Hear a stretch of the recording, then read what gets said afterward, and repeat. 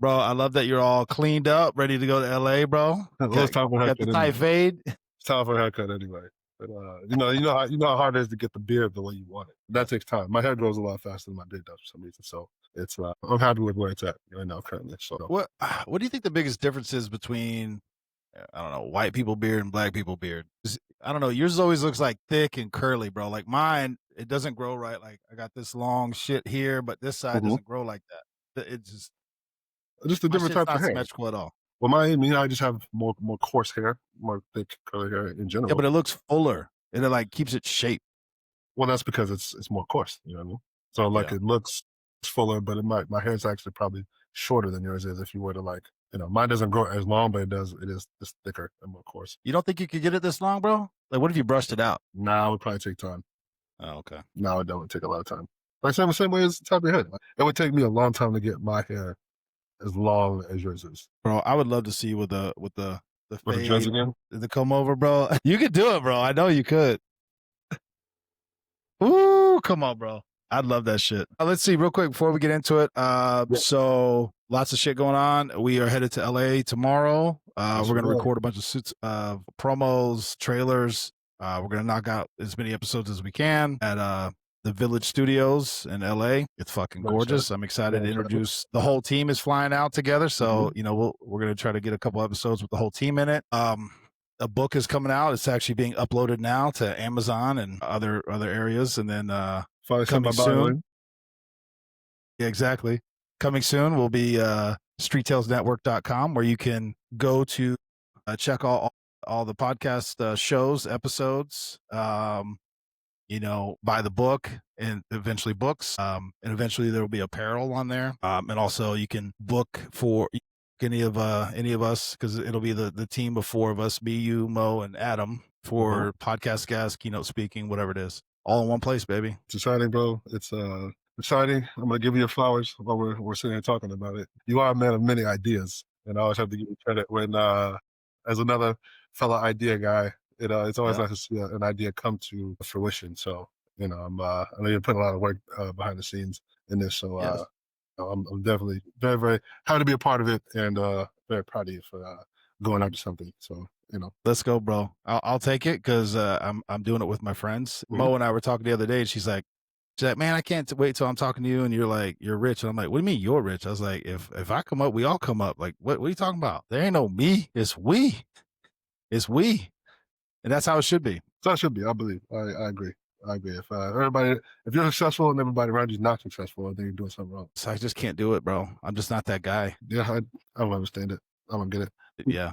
Where you're stepping on again, I'm trying to think, bro, because I'm going to say this, but I'm trying to think, and correct me if I've never stepped on the back of anyone, friend or enemy, to like get over on them, to like, to promote myself. Like I would never throw somebody under the bus to make myself look good, and let alone a friend. I mean, I would say so-called friend at that point, if you're doing some shit like that. Like that's just, it's not worth it, dude. No, it's not. As I progress through life, you see a little bit more of that, and it's just something that I've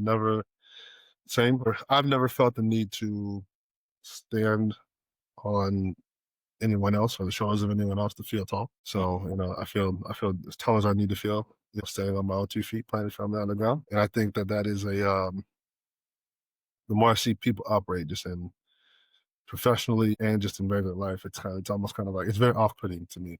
So when you see it, it's like, yeah, that's immediate no, hard no. Like you're not invited to be around me, let alone come to the barbecue. Yeah, I'm like, no, you're in my space. You're in my space. I'm just gonna gracefully bow out, and I'm good. I don't have anything negative to say. Just I'm gonna be over there. I'm okay. I'm good. Yeah, dude. This wasn't one of our topics, but it's just something that's coming up. But it's like, because when were you born? You were born in the 80s, right? 86. Yeah. So we're 80s kids, which now makes me feel old. But I try not to speak for the entire generation of the 80s, but the way I was brought up and the way I've interacted with men, women, adults, whatever, in my whole life is like, if you got a problem with somebody, you say it to their face, you address it. And yet now I'm in my 40s, and it's like, if you do that, you either like, oh, you're using your size to intimidate me. I'm like, I'm not even, my voice isn't even raised yet. And I'm telling you to your face, this is my problem. Like, let's either fix it or We need to compromise. We need to figure it out. If I have to be around you, we got to figure this out.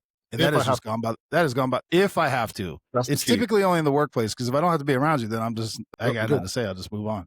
And bro, that is seen as like such a confrontational. I mean, I guess it is, but it's like it's not like Mhm. I'm not fighting you. It's like what are we doing here? Yeah, I think again, I know it's a generalization, but It to is. me, to me personally, it seems soft that you can't like address something, Yeah. and that when you can't take criticism, and also when you can't give criticism either. I've noticed it more professionally than I have in like say in personal life because you kind of have you have to deal with people professionally, you know, in Yeah. professional setting.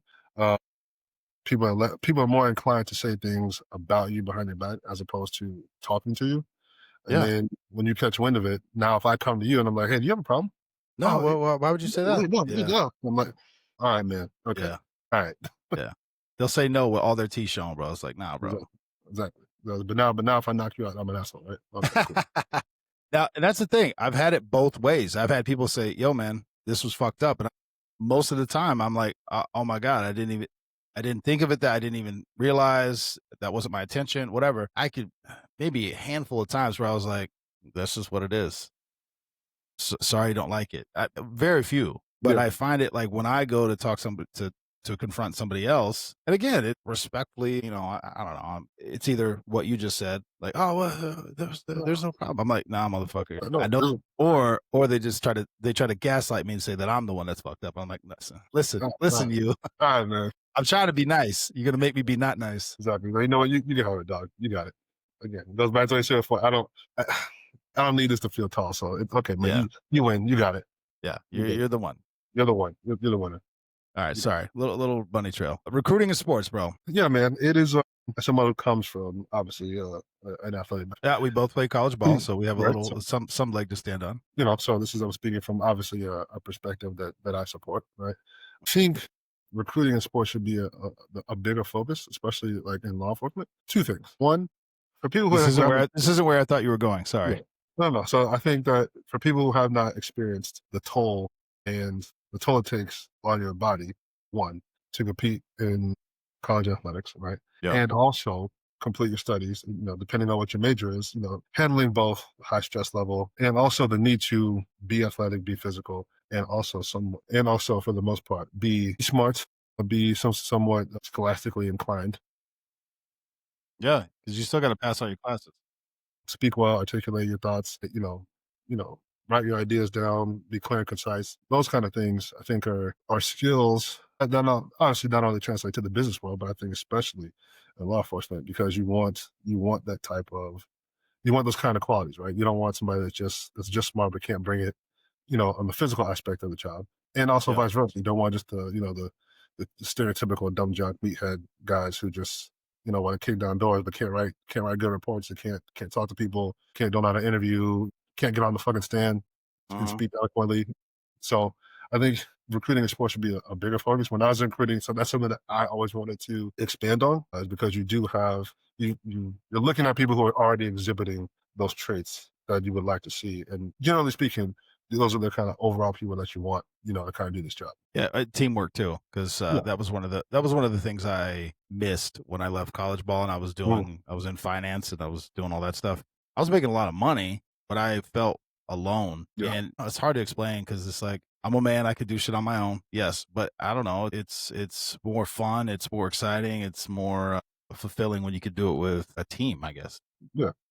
Well, human beings are tribal creatures, right? So Yeah. when you're doing something together with your tribe and your, whatever, your team, your people, your whatever, I think it's a lot more fun, and it's also you feel more secure in doing it. No, for sure. I will say when talking about my college experience playing Mhm. football, everyone rolls their eyes because I will say, I got recruited and I went. And you would go to this like student athlete room and you pick up your books and your schedule Mhm. because you had somebody do all that for you. You had all the resources Yeah. like made just abundantly available with Mhm. tutors, student aides, whatever it is you needed. And I just thought that was normal college stuff. And then talking to other people, they're like, "Ugh, you must have been a fucking football player." And I'm like, "Well, listen, we did have some perks. Yes, I'm not going to sit here Yes. and say we didn't. Yes. But were you up at 4 a.m. Exactly. Monday through fucking Friday doing 2-3 hour workouts, depending on if you were in trouble or not, and then having to take a nap, go to class, go back to practice, get done with practice, watch like there was many weeks, months. I was up at 4 a.m. every day, and I didn't get home or back to the dorm, whatever it was, till like 10, 11 o'clock at night Yep. to do it all over again. On top of studying, getting papers done, all this other shit. So it is a grind. It is a hustle. You figure it out for sure. But that's not to take away anybody else's, effort that they put in. I'm just saying it's like, yeah, we do get some benefits, but like imagine if they added on, you had to go talk to this counselor and get your schedule, and then you had to go stand in a 3 hour line to go get your books. And it was like, bro, I don't have time. I'm tired. Never get shit done. Yeah. No, that's a valid point. Yeah. So I think it's it's something that I think when you look at the nature of what the profession is, I've always never said, I think I said this in a different Street Tales episode. I just think that when people call the police, they're looking for somebody who can actually help them. People can take that for what they want to take it for, but whatever their issue is, they want you to help it. They want you to. They're calling for somebody that can help them. And so whether whatever you can provide and bring to the table, I think those are some things that are important to have. One serious recruiting thing that because I've talked to now 3 different retired law enforcement professionals who all started their like professional careers as like a EMS, EMT, firefighting, whatever it is. Everyone's a little different, and they were like teenagers when they did it, and then they just transitioned into law enforcement for one reason or another. But think about the skill sets they have. They know how to provide care. They know the streets and the roads because they've been driving an ambulance or whatever it is. They know how to work in a unit or as a team. They have the ability to speak with people in a high stress environment. Something medically is wrong, and they know how to act. It's not a direction I ever thought to look in, but there's a lot of paramedics and stuff that are riding around. Imagine if you already had that skill set. Yes. Well, good everything you say. I'm laughing because and we did talk about it, but I got to interject for a second. Everything you're saying is true. I just want you to picture this in your brain, right? High stress moment, gunshot wound. Would you ever put cold butter, on a wound? No. What's happening? Okay, just that actually happened somewhere. Wait, did a cop do that, or the family member or some shit? Please don't tell me it was a cop, bro. I'm gonna leave it at that. So, oh my God. So as you're talking, that when you're saying that, yes, but that popped into my head, and that's not gonna hold it. I'm sorry. For people listening, do not put butter in any wound, period, let alone a gunshot wound. Oh my God. That's not where I thought you were going. All right. Now let me tell you my second one that I half joking, I'm not. Let me give a little backstory. So we had, in my time in the Secret Service, we had probably, I don't know, a dozen or so recruits that were, look good on paper, college, all that stuff, but they had a little bit of issues in their background. And the issue was, a couple of them were strippers, and a few of them had done amateur porn, and that vetoed. And I actually had this conversation with the head of the detail, which is like many levels above me, because I was telling my direct line supervisor, I was like, why is that a hard out? Like, why do we just X them out for that? I was like, they're in shape. They know how to talk to people, clearly. They're comfortable in front of a camera, people, clearly, right? Yep. I said, and as long as they didn't have any, like, again, they all had college degrees. Like, this is something they did when they were like in their teens or 20s, and then they outgrew it and they moved on, right? Yeah. Hey, I'm just doing this to work my way through college. Well, some of them actually did that, and now they don't do that anymore. I was like, why is it such a hard out, like a hard no? They didn't have a good hard no for me. They were like, well, it's there's drugs. I said, they didn't do drugs. Or it wasn't in their background. They just did this job. Nothing illegal. It's not even illegal. Not even illegal. Yeah. Why is it such a hard no? Just the perception, but still, so there's negative perception on other shit too. So I don't know. That's a good question. I don't know. Hard no. I bet it's the same with the sheriff's office and any other law enforcement. They don't like it, but I'm like, but if they're not doing drugs and they're not committing crimes, what is the problem? Yeah, I don't know if that's you still meet all the qualifications. Yeah, I don't know. I've never heard that coming up. Oh, it does. It does. No, I'm saying it just in my experience in recruiting, I've never heard of that. It's never come up. But I still stand by my point. I don't think it should be a hard no. No. Yeah. Anyway, that was a fun conversation for like an hour. I will say this. I'll give credit where credit is due. He gave me like the hard. That's interesting. Yeah. I never. It hasn't come up. I've never heard of that before. Yeah, I gotta I think mean, about why? it. Why? I don't know. I don't know. Something I remember from my time, and Yeah, we all laugh. All right, next one. I'm gonna look some up too, but old cliches because you brought some up that got me thinking now. yeah, bro. And it's something that for the people listening, it's like as I've gotten, as I've like I said, as I've progressed through life, right, you come across things that like your parents, you would, lessons that your parents try to teach you when you're young, right? Yeah. Like, I don't gotta listen to that shit. I don't know what the fuck you're talking about, blah, blah, right? But like, I've come to realize that a lot of these old cliches obviously come from fucking somewhere, Yep. right? And they're a cliche and they're for a reason, right? And I'm like, so if I could go back and talk to like my 20-year-old self, like, hey man, pay attention to these cliches. They're cliche for a reason. Yep. Like Jamal used to, this is one of his favorite ones he would always say. He's like, there's nothing new under the sun. What you've been doing, what you're doing has already been done. I'm like, I believe that's a you don't need biblical that verse too. nothing on this, but like as I get, I'm like, yeah, that's not new. It's just a lot of things are just recycled, coming back around.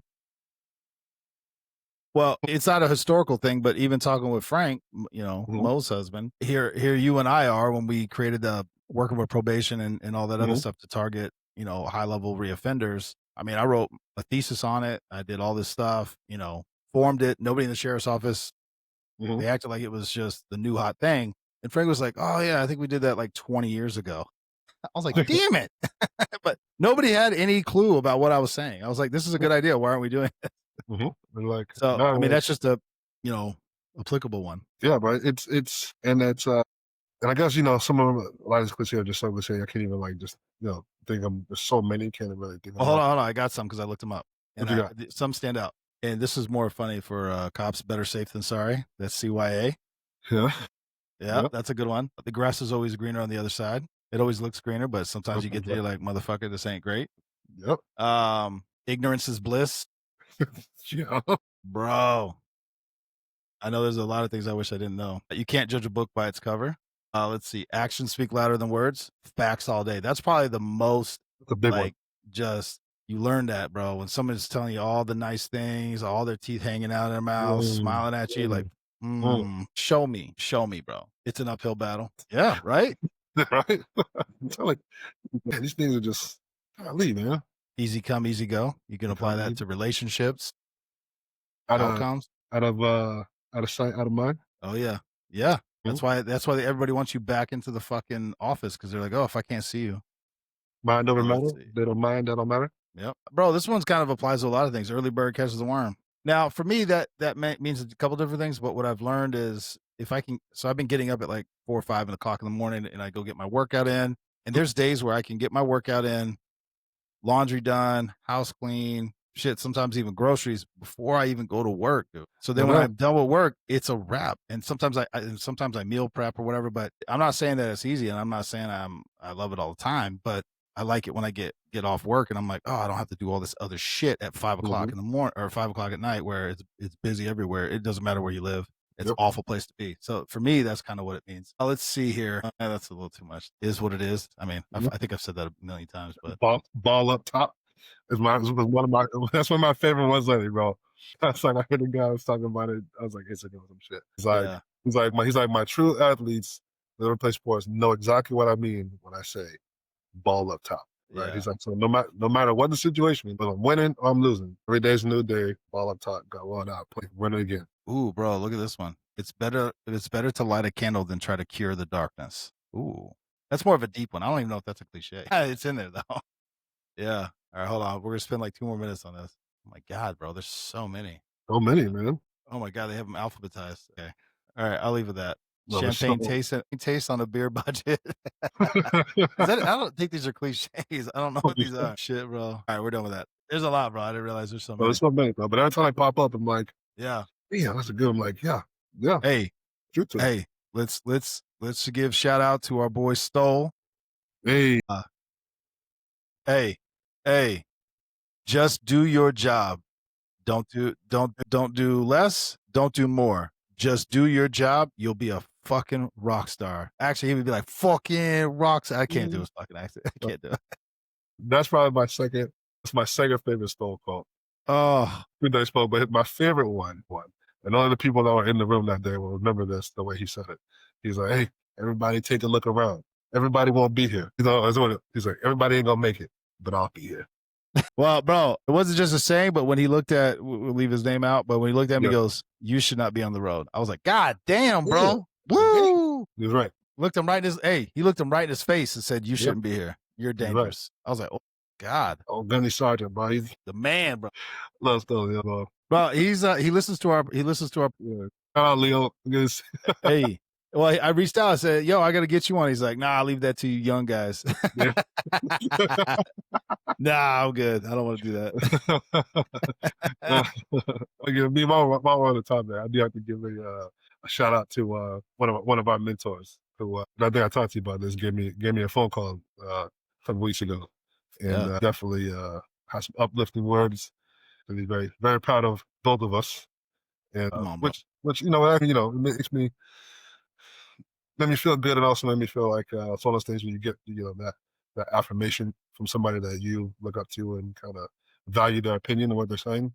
Kind of makes you be like, all right, I'm not a piece of shit. I'm not fucking up. It's like it's not, because that put it this way, those everybody's, well, I would assume everybody has those people in their life. You put value in what they're saying and what respect them for where they've been and what they've accomplished, Yeah. and you value the information that they're giving you. Like saying this is person I feel like we both look up to, and that if he would have said, hey, you need to do A, B, and C, or you're lacking in this area, or whatever, I was like, I wouldn't take it. I'd take it to heart and be like, hey, I got to straighten that up. You know what I mean? Well, so we're talking Shiro. He knows we're listening.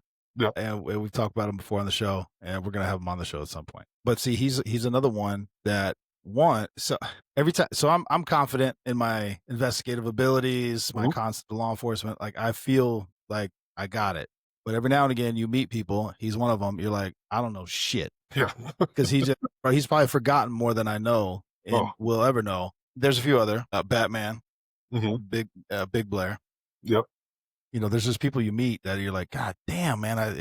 There are people that you can look up to. But with Shiro, he was not only a supervisor who would spend time talking to you, educating you, making you think outside the box, but then he would actually go with you and show you. So his actions. And then when shit hit the fan, please tell me you didn't arrest him because he was the slowest one. No, but he would help walk you through it, and like he made me a better cop, and he made me safe. He made me safer. He made me think about things. Bro, he talked about, sodium lighting. Where would you ever even learn about that? But I don't think people. Where would you even learn that? I don't even think people like the way he just one of the most cerebral guys I've ever fucking been around. Right? Just not even. And he's like a SWAT guy, bro. He's like a tactics knuckle dragger. Yeah. Yeah. I mean, not like a cerebral guy, not just in like law enforcement. I mean, just like in life, bro. Like, yeah, for real. Guy speaks Latvian. What the what? Amongst other things. And we'll also quote Star Wars, Conan the Barbarian, and then also we'll go over CQB and tactics, like all on the same night. Yeah, you're like, how do you know this? What? How do you know this? Why do you know this? You know what I mean? But bro, it just the way people talk about LeBron James is like a basketball, like not even like physically, as like a basketball mind, like savant, like that. Like Tennis Charles strikes me as one of those kinds of people who just like. I think we were talking about the other day. I was like, I don't know if he's Obi-Wan Kenobi or Qui-Gon Jinn. I don't know. See, I think he's Qui-Gon, bro. But either one of those things is like top, right? Like it's crazy. Yeah. It's I don't know, man, but yeah, that dude is off the charts, man. So it was and he still gives a shit 10 years after you worked under him to call you, but hey, man, pick yourself up. This is what whatever. Like he still gives a shit. That's I don't know.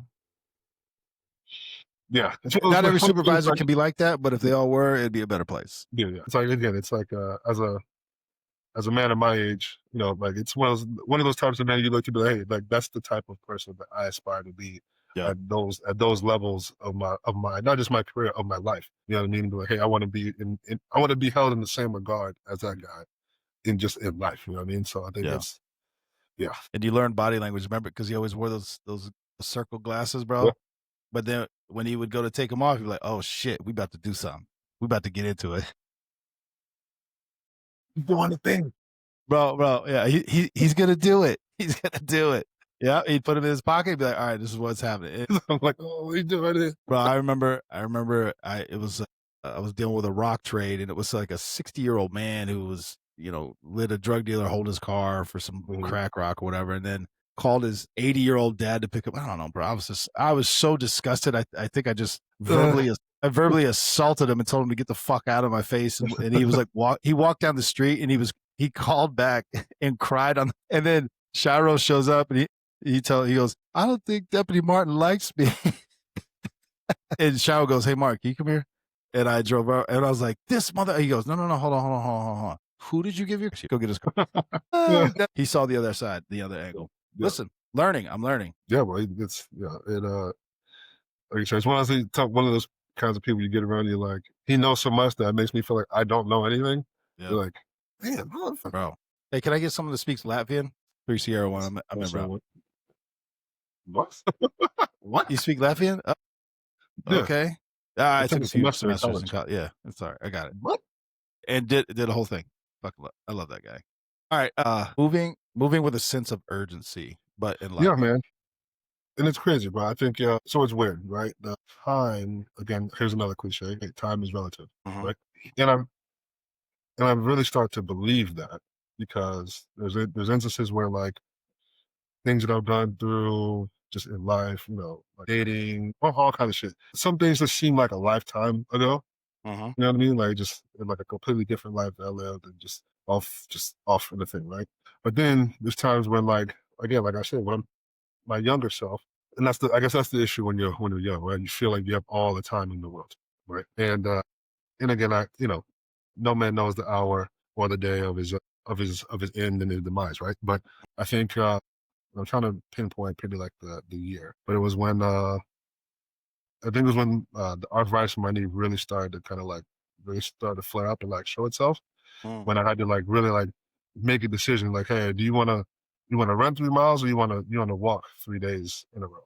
What do you want to do? Because right now I can't do both. Right. Yeah. Looking at I guess the deterioration of some of those things, it's like, man, not that you take life for granted, you know what I mean? But it's like, if I could go back, like, hey, there's a lot of things I would have just went after and done when I had the opportunity to do it a lot sooner. And that, like putting shit off, right? Like I probably would have done the diving thing years ago, but I mean, that's just anything in life. Like, hey, buy a second house now. Like, oh, I'm gonna wait till blah, blah, blah, whatever. No, bro, you can do it now.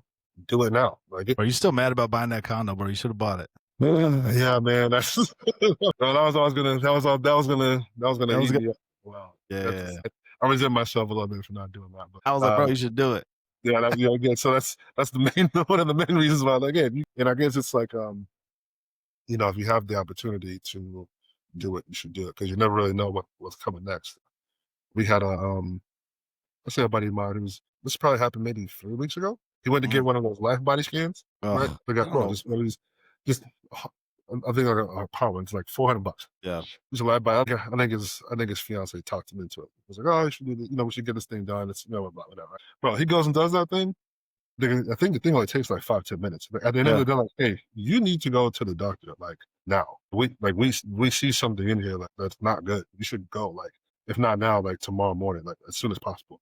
He goes the next day, gets a fucking open heart fucking thing because of whatever they saw in there, bro. He had no idea that was in there. No symptoms, no signs, no. I'm like, yeah. So like the more that I think about shit like that and just like, you never want to. When I was younger, one of my first jobs was in a retirement home.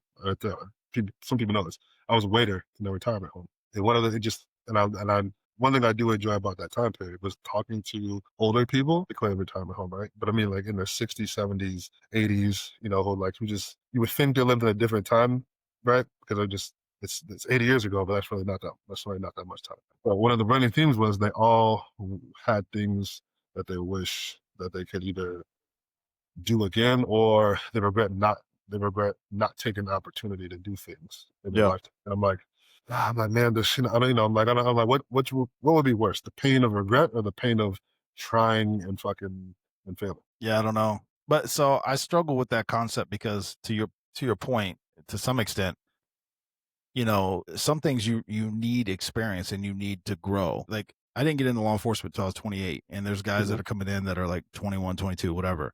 There's no fucking way, bro. I know who I was back. There's no fucking way, but I love it now.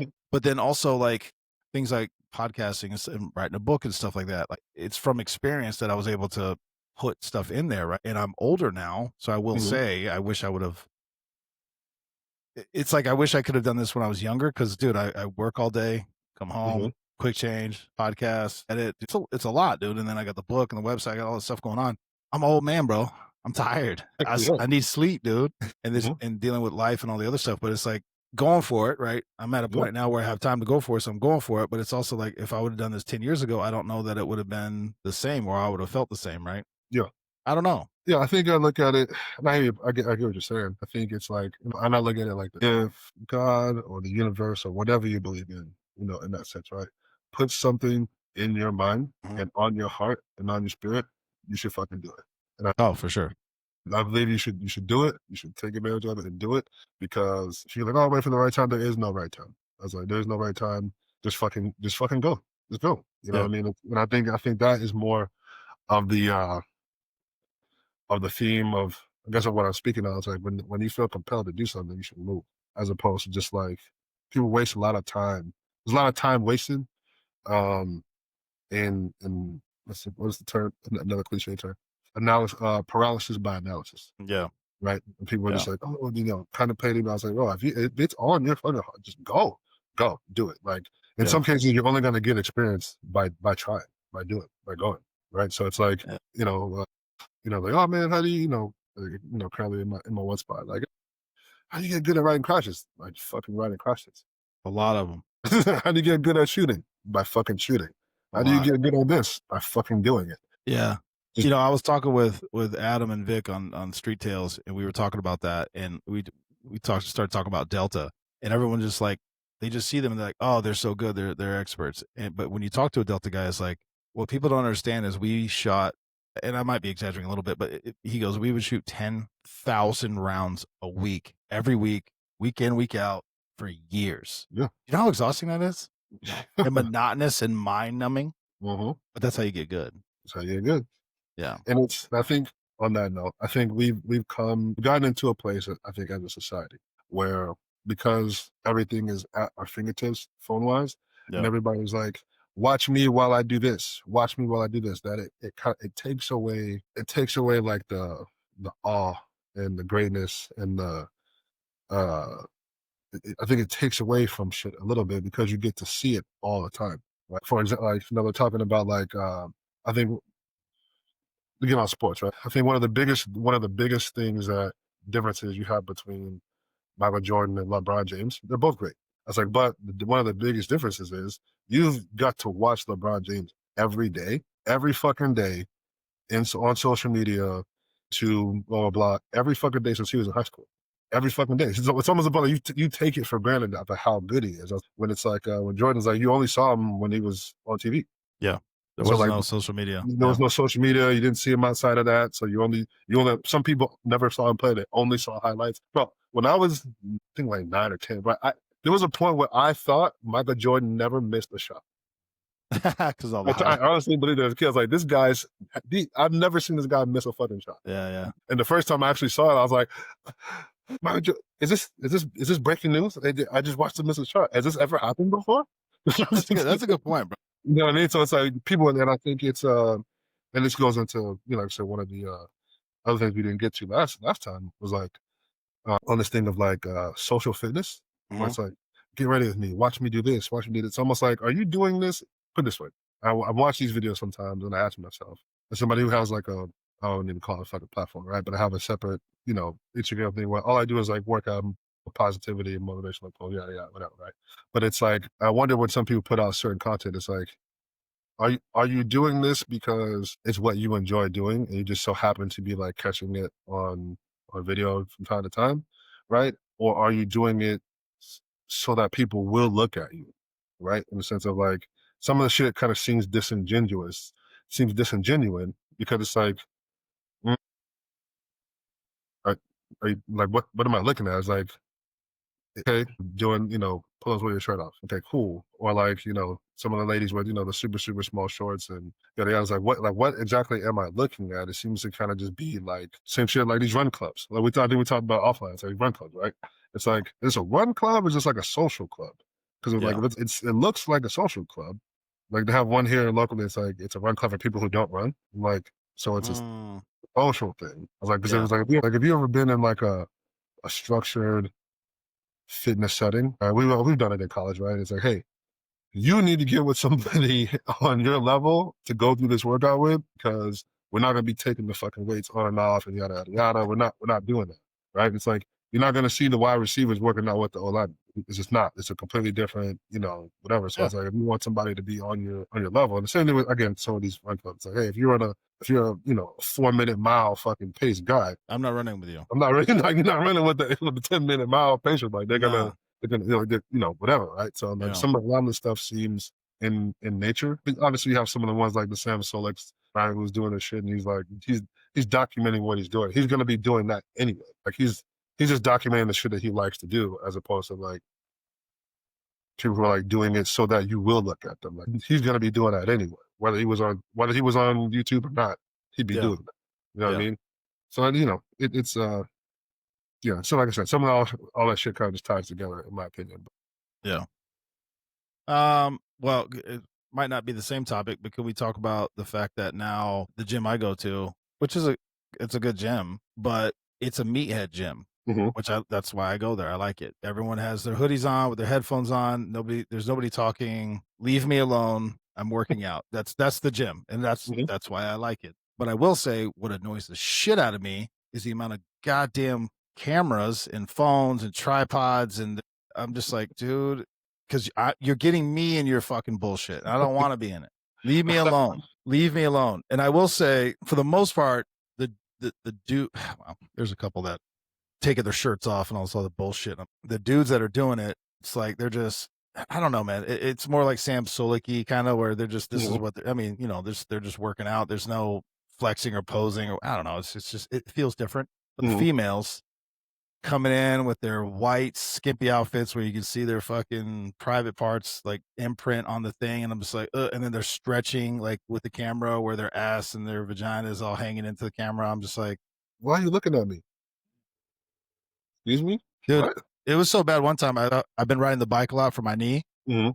It was so bad, and I stopped what I was doing, picked my bike up, turned it around, and just stared at the wall because I'm like, leave me alone. I'm not saying that she was doing it for me per se, but I'm like, Yeah. bro, what is going on right now? Yeah. I don't want to be a part of that. I don't want anything, bro. That's how I've got my hoodie. I'm just Mhm. trying to, and you're like right here doing whatever it is you're doing. I'm just like, dude. I was like, I'm not even. I'm looking at a cinder block wall, but Ah. I'm like, I don't. There's got to be other gyms. Well, the thing is, this gym does have rooms for that with all the Mhm. cameras and lighting where you can go do Yeah. that You're shit. posing. Yeah, posing your Why shit. do you have to be in the middle of the gym doing that? Bro, and it's like It drives me crazy. I can't say that I don't. Yeah, but you're in your own gym, dude. You're not Yeah, in a sure, but I'm in my public own. gym with I'm people in my own around. space. I'm in my Yeah, own space. Yeah. there's nothing wrong with that. Yeah, I'm in my own space. And again, I understand. I understand why people are doing it. Yeah. I know. Again, like I don't know. It's Well, hard for I me don't to. like it. So get out of here. You're in a public gym. Well, I shouldn't say, I don't know. Do you call it public? I mean, we all pay to be there, Yeah, I mean, yeah. but you're in a private gym. You're in your own gym. And the other thing, what I just said, this place has rooms Mhm. for that to go do that.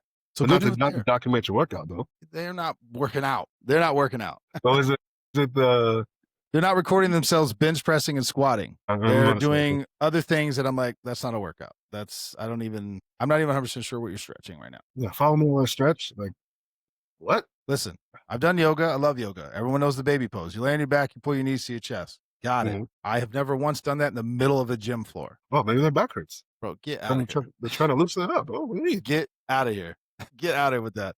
All right, bro. You got a hard out. Last one. Do you know who you are? What do you mean by that? Yeah, man. It's again as I progress through life, right? We grow, we change, and come across things, situations.